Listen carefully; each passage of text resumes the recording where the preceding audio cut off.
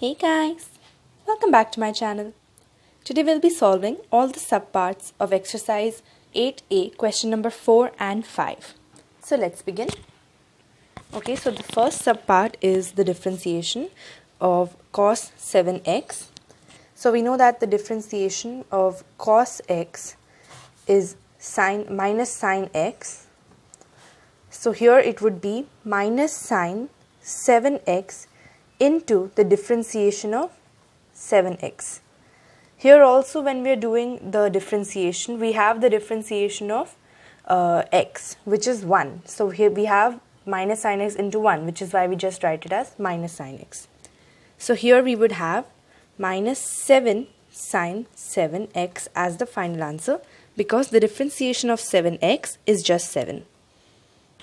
Moving on to the second subpart. The question is tan ax. Now we know that the differentiation of tan x is sec square x.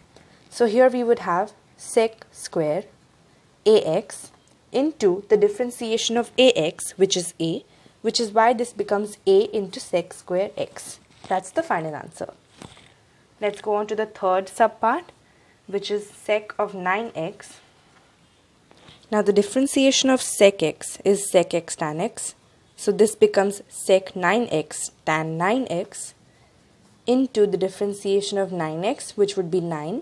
So the final answer becomes 9 sec 9x tan 9x. So now we have the fourth subpart, which is the differentiation of sine x square. Now we know that the differentiation of sine x is cos x. So this becomes cos x square into the differentiation of x square, which is 2x. So the final answer becomes 2x cos x square. Now this is what we are using is called the chain rule, where we first differentiate sine x square and then we differentiate x square. Moving on to the subpart 5, which is cos of root x. So now we know that the differentiation of cos x is minus sine x. So this becomes minus sine root x into the differentiation of root x, which is 1 by 2 root x. So this becomes minus sine root x upon 2 root x. And that's the final answer. So last subpart of question number 4, the sixth subpart, is 2 cosec bx cube. So keeping this 2 outside because it's a constant, I would differentiate cosec bx cube. Now let me tell you why I have kept this 2 outside. Whenever we have a constant into something, we use the uv rule, which is u into the differentiation of v. So we have 2 into the differentiation of this cosec bx cube plus v into the differentiation of u, which is cosec bx cube into the differentiation of 2.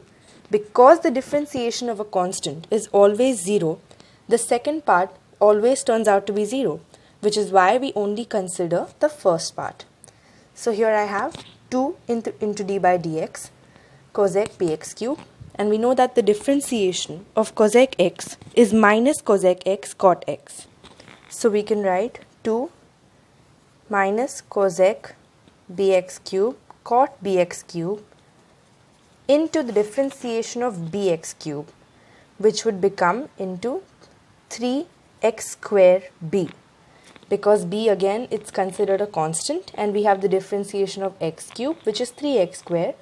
So now finally we can write this whole thing as minus 6x square b cosec bx cube cot bx cube. And that's the final answer. So that's it for today, guys. Thank you so much for watching. I'll see you in the next video. Bye.